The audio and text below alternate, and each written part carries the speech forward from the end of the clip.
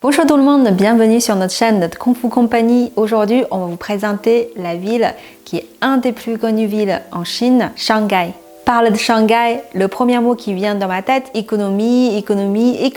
En Chine, il y a beaucoup de villes qui sont en pleine croissance au niveau économique. Par contre, si vous voulez dire le top 1 au niveau économique en Chine, alors c'est sûrement Shanghai, c'est même pas Pékin. Shanghai, c'est le centre international innovation économique du monde et aussi elle est le top 3 ville dans le monde. Donc c'est une ville très importante en Chine. Au niveau d'indice économique, il est supérieur à Pékin. Shanghai est très développé dans tous ces domaines, finance, transport, dont maritime, parce qu'il y a la rivière et la mer qui passent à côté de Shanghai. Aussi technologie, innovation et santé, tous ces domaines. Shanghai est leader sur le marché en Chine. Pour notre société, nous avons beaucoup de clients qui viennent de Shanghai et alentour de Shanghai, par exemple Jiangsu, toutes ces régions-là, parce que toutes ces régions sont très développées au niveau d'export-import également. Aujourd'hui, si vous voulez faire du business ou un jour vous voulez faire un voyage en Chine, vous pouvez pas éviter Shanghai parce que quand vous allez prendre un transport d'avion, vous allez arriver à l'aéroport de Shanghai ou à l'aéroport de Pékin. Pour moi, c'est toujours plus pratique d'arriver à Shanghai ou Shenzhen parce qu'on travaille beaucoup avec les clients du sud et Pékin, c'est un peu plus éloigné de centre. Donc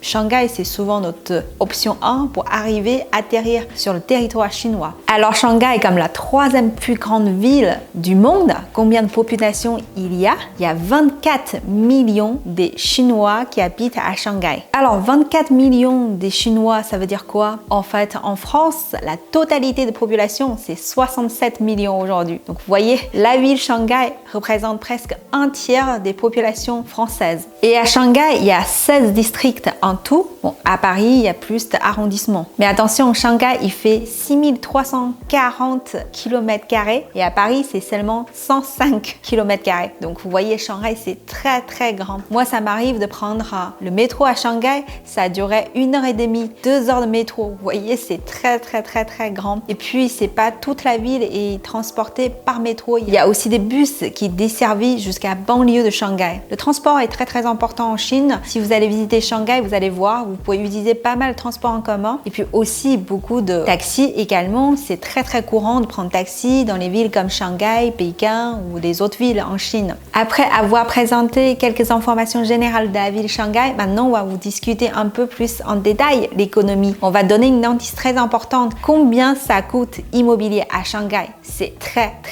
cher. Shanghai, il y a un bâtiment qui est très connu. C'est des bâtiments de luxe qui est au bord de rivière qui traverse Shanghai. Ce bâtiment, il s'appelle Tangcheng Yiping. Le prix moyen dans ce bâtiment, c'est à peu près 270 000 RMB par mètre carré. Ça vaut à peu près 38 000 euros par mètre carré aujourd'hui, selon le taux de conversion d'aujourd'hui. En moyenne, ça coûte environ 68 000 RMB par mètre carré. Avec le taux d'échange d'aujourd'hui, ça fait à peu près 10 000 euros par mètre carré. C'est à peu près le même prix qu'à Paris. Mais bon, à Shanghai, on gagne en moyen moins bien qu'à Paris. Donc le prix de l'immobilier est plus cher par rapport au niveau de vie à Shanghai comparé à niveau de vie à Paris. Donc combien ça coûte un loyer si vous voulez travailler ou vivre à Shanghai, juste prendre un petit studio. Donc on prend un T2, donc un studio avec une pièce comme une référence, donc environ 40 mètres carrés. Donc un studio comme ça, vous allez payer 3 900 RMB. Donc ça fait environ 560 euros. J'ai une copine qui travaille à Shanghai aujourd'hui. Elle paye environ 800 euros par mois pour avoir un studio de haute qualité. Elle est toute seule, donc on va dire le prix de loyer, c'est quand même cher à Shanghai. Et le prix d'immobilier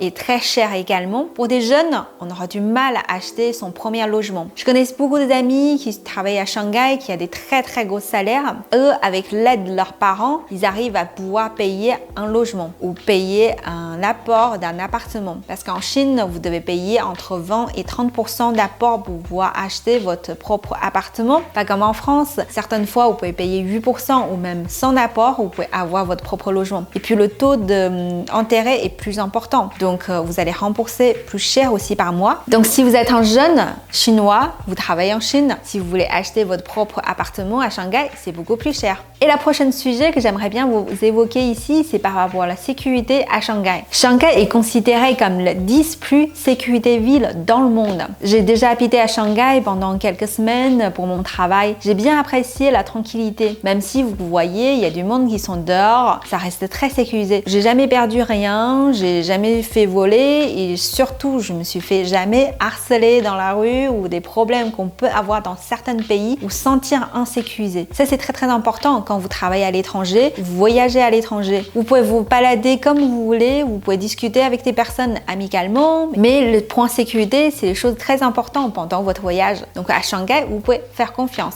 Shanghai est une ville très très belle à visiter et aussi elle est considérée comme Paris oriental. Vous allez trouver certains quartiers à Shanghai qui ressemblent beaucoup à Paris. C'est parce qu'il existe une histoire entre Shanghai et la France. Shanghai était une zone de concession française pendant la guerre. En 1847, un commerçant français a pu louer 2,3 hectares de terrain à Shanghai. À ce moment-là, on ne l'appelle pas encore État chinois, c'est Dynasty Qing. Et le roi chinois a laissé l'État français continuer de louer des hectares les hectares. Jusqu'à 1913, l'État chinois a donné autorisation de louer environ 15 000 hectares à l'État français. Et puis en 1943, enfin, après la guerre, l'État chinois a décidé de récupérer ces terrains et aussi l'État français a décidé de renoncer son concession de ce terrain en Chine. Mais ils ont travaillé pendant 100 ans sur ce terrain et puis ils ont construit plein de bâtiments à style français en Chine. C'est pour ça que toutes ces zones-là ressemblent beaucoup à immeubles françaises et avec le style français. Et pendant toutes ces époques-là, les Français ont aussi installé ou planté beaucoup de platanes. Et c'est très très joli. Shanghai est devenue une ville très belle grâce à Français aussi. La culture de Shanghai est très forte et très présente. Shanghaïenne, donc c'est comme lyonnais, parisienne, on dit Shanghaïenne. Shanghaïenne parle Shanghai language, la dialecte de Shanghai. C'est une dialecte qui est différente de mandarin, donc on parle de chinois aujourd'hui. Ils sont très fiers de leur région et de leur ville parce que Shanghai a beaucoup d'histoire, beaucoup de culture et beaucoup de choses à être fier. Et puis Shanghai est toujours très développé au niveau économique, même pendant la guerre. Shanghai a l'aspect culture très mixte aussi parce qu'il y a beaucoup d'étrangers qui vivaient à Shanghai. Quand ils arrivent en Chine, ils vivaient souvent à Shanghai, Pékin, dans ces grandes villes. Et Shanghai attire notamment des étrangers par son point fort géographique, également son point fort économique. Donc il y a une forte culture présente occidentale à Shanghai. Et grâce à cette mixte culture occidentale, vous allez trouver beaucoup de choses qui est très moderne ou très occidentaux. Vous n'aurez pas de problème à trouver un très bon restaurant italien ou un très bon restaurant français ou manger des vrais foie gras, manger des vraies pasta ou pizza italienne. Et des jeunes shanghaïens, donc des étudiants à Shanghai, ils parlent souvent très bien anglais parce que c'est une ville qui est très moderne et très développée. Quand vous allez visiter Shanghai, vous devez vraiment goûter ces produits à Shanghai. La première chose que je vais vous recommander, c'est goûter xiaolongbao. C'est des brioches avec du viande farce au milieu, très très très très bon. À Chenghuangmiao, il y a un des meilleurs restaurants qui fait ça. Je me souviens quand j'étais étudiant, j'étais avec un ami et puis on a commandé des brioches et il nous a donné une paille. On peut boire des jus à l'intérieur de cette brioche et ensuite manger le brioche. C'était vraiment génial. Et ça, c'est le produit que vous pouvez manger dans le restaurant. Et si vous voulez payer pas trop cher, vous pouvez aussi prendre le produit à emporter. Il y a des prix aussi moins chers que les restaurants. Et la deuxième chose que je vous recommande à faire, c'est aller à Bonn. Alors, il y a beaucoup de touristes qui vont là-bas. C'est comme Champs-Élysées à Paris. Donc, c'est l'avenue qui est plus connue. Et puis, il y a une très très belle vue de mer, de rivière qui traverse Shanghai. C'est très très beau. Et puis, vous pouvez faire le balade Landino Street, c'est juste à côté de Bonn. Et la dernière chose, ce que vous pouvez faire, c'est aller vers le Tour Shanghai. Et c'est le gratte-ciel qui vient d'être construit. Donc, il est très très grand. Il y a 127 étages. Donc, vous pouvez voir tout Shanghai. Et puis, l'expérience de monter en ascenseur avec ce 127 étages, c'est quand même exceptionnel. J'espère que notre vidéo peut vous inspirer et aussi partager un peu la culture et les informations par rapport à Shanghai. Si vous êtes intéressé pour faire le business à Shanghai ou voyager à Shanghai ou étudier à Shanghai, n'hésitez pas à nous contacter si vous avez des questions aussi par rapport au business avec la Chine. Merci beaucoup pour votre soutien. N'hésitez pas à partager et liker notre vidéo et j'espère à très bientôt. Au revoir. Ou des platanes. Platanes. Les Français continuent à louer des hectares et des... Donc à Shanghai, pour acheter votre propre immeuble, c'est très cher.